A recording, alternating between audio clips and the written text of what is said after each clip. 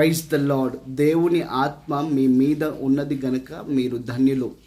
పేతురు రాసినటువంటి మొదటి పత్రిక 4వ అధ్యాయం 14వ వచనం ఉన్నటువంటి మాట ఇది. ఈ మాటలు చెప్పబడింది పరిశుద్ధాత్ముని గూర్చి.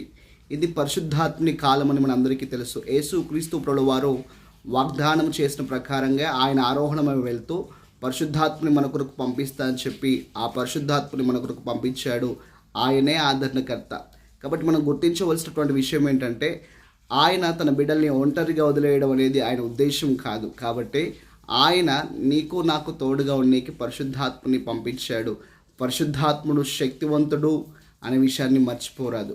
పరిశుద్ధాత్ముడు ఆ రోజు ఆదిమ అపోస్తల సంఘముతో ఉన్నాడు కాబట్టే వారు భూమిని తలక్రిందులుగా చేశారు. ఈరోజు నీతో ఏ వ్యతిరేకమైనటువంటి పరిస్థితి, వ్యక్తి ఏది పోరాడుతున్నా పరిశుద్ధాత్ముడు నీతో కూడా ఉన్నాడు. నీవు అపజయమును పొందవనేటువంటి విషయాన్ని నువ్వు జ్ఞాపకం ఉంచుకో.